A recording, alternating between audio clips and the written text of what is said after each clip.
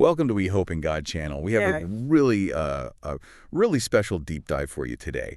It's based on a spiritual reflection, something that came out of someone's own quiet time with God. And it's titled, Resisting the Allure of Detestable Ways.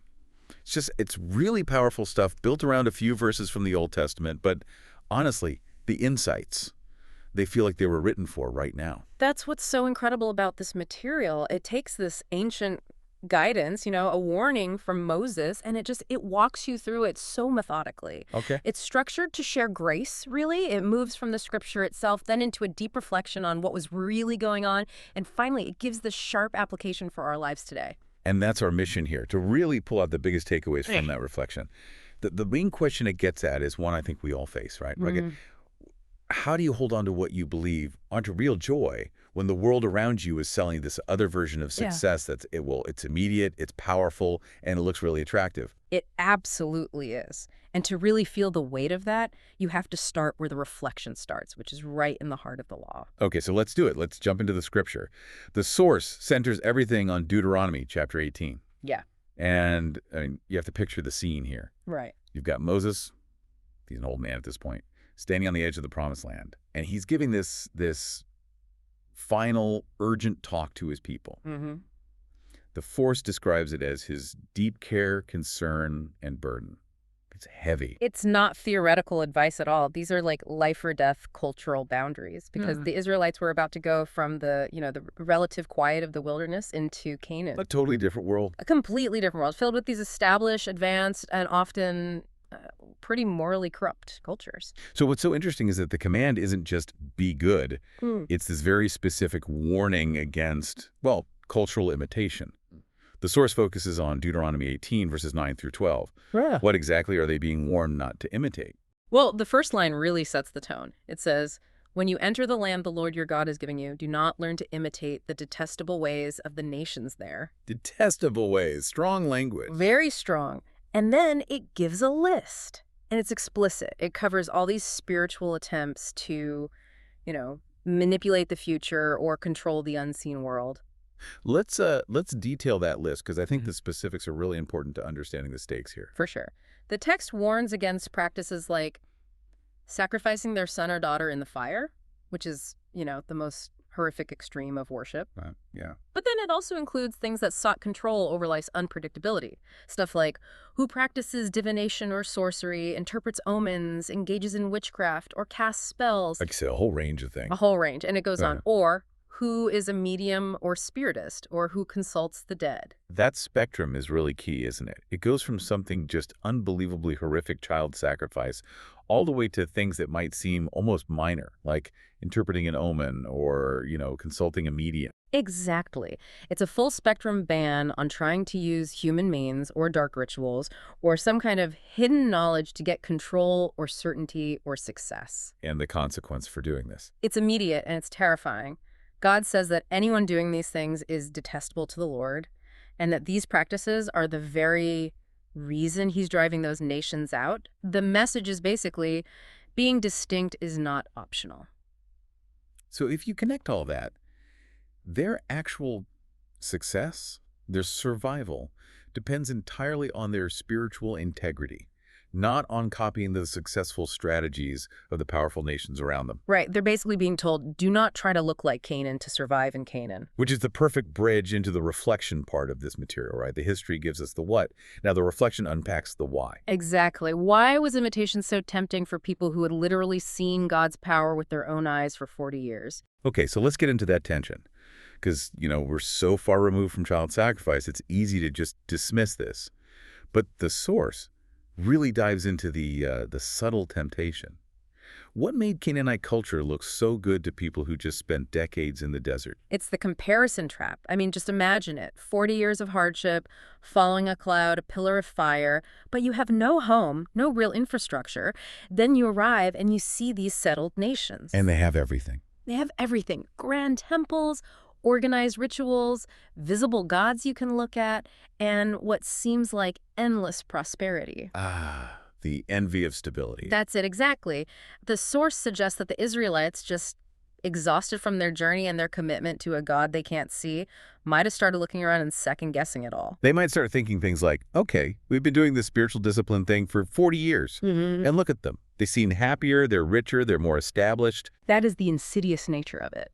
The reflection suggests it comes through these little internal doubts, like, this must be real happiness. Or maybe this belief that the culture they're entering, they figured out a better way to live. I've lived too cautiously all this time. Yes. Or the line that really gets me from the reflection is, maybe now I should enjoy life and follow gods I can see. That's so powerful because it just cuts right to the heart of it, this desire for something tangible.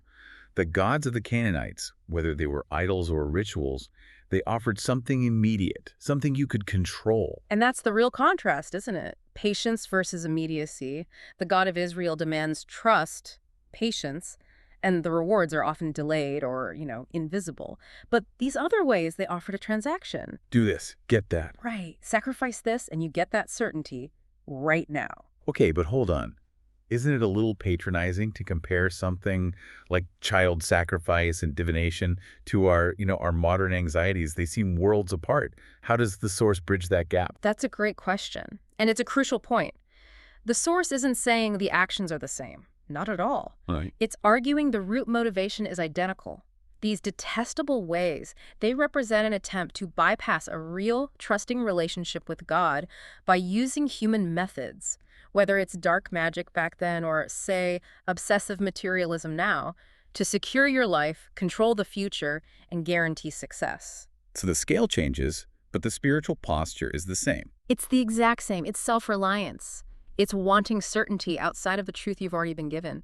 And God's message to them, and the source argues to us, is this stark reminder, what you already know is true. Don't blend in. Don't blend in. Don't let your environment just absorb your identity. It's a call to distinction that says your foundation is way stronger than the shiny success you see around you. And the source is clear that the goal isn't just to be isolated, though.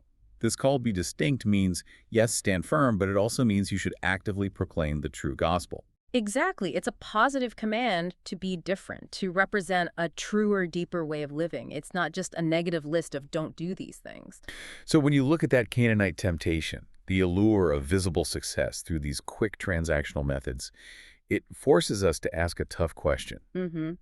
When we are surrounded by a thriving culture that values relentless self-sufficiency, instant gratification, perpetual performance, do we just slowly give in to avoid friction?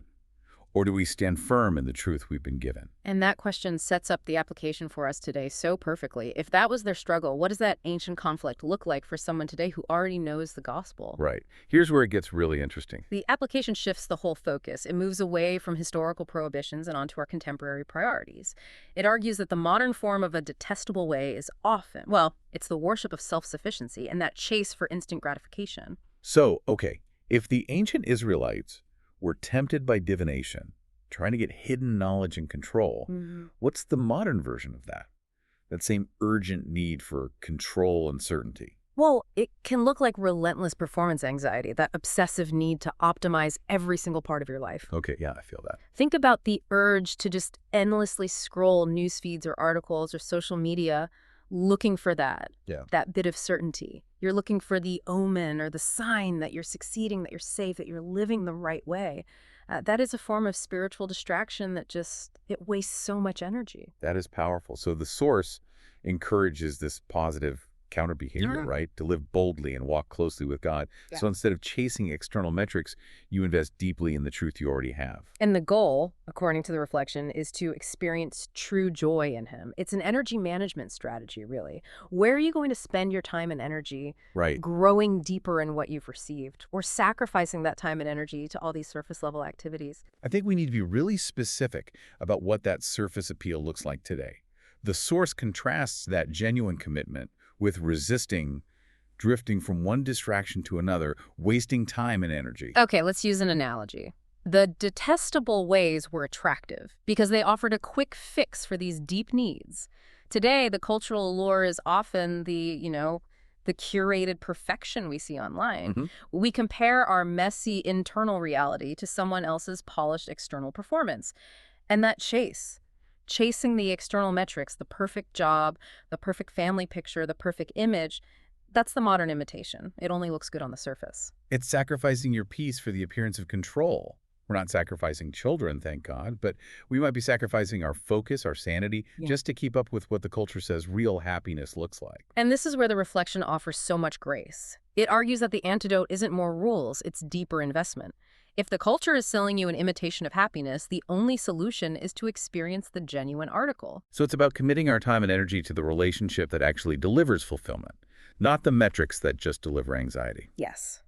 The core takeaway from the application is to consciously choose depth over surface appeal.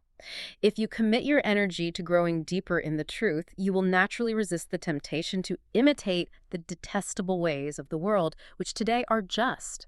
They're defined by distraction and the worship of immediate tangible results. And the final blessing in the source material really summarizes this beautifully. It does. It says to walk in confidence, to resist imitation of what only looks appealing on the surface, and to enjoy genuine happiness walking hand in hand with God. It completely shifts the focus from prohibition to promised fulfillment.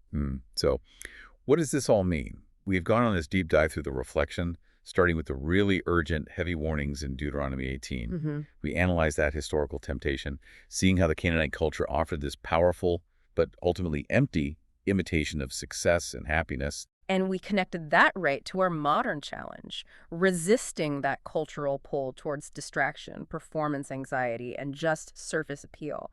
The reflection really guides us to choose distinction by investing in what provides lasting, genuine happiness. I think the value of reflecting on this stuff is that it forces you to think critically about what cultural messages you might be mistaking for real happiness. Yeah. It makes you ask what you're sacrificing your limited time and energy for. It makes you identify the sort of transactional spiritual economy around you. If I just do this, then I'll be happy, and compare it to the genuine relationship-based joy that the source is talking about. Absolutely. And that leaves us with this final provocative thought for you to really sit with.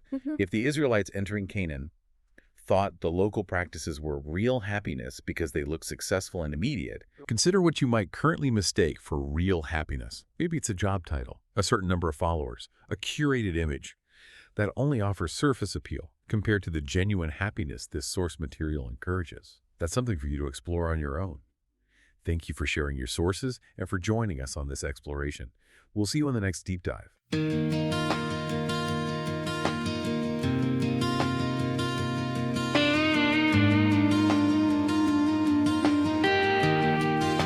He brought us out of dust and wandering days, led us by fire through the silent nights. When the world ahead begins to shine, you want our hearts not to trade truth for lies.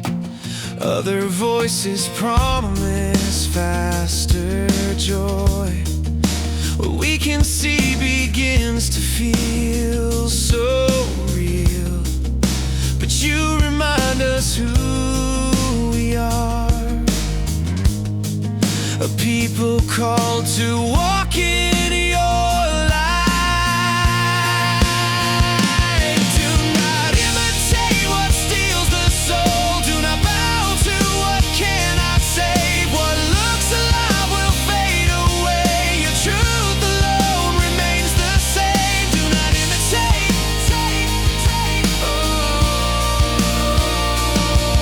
Do not imitate. You brought us out of dust and wandering days, led us by fire through the silent nights. When the world ahead begins to shine, you want our hearts not to trade truth for lies. Other voices promise faster joy. What we can see begins to feel so real, but you remind us who we are, a people called to walk in your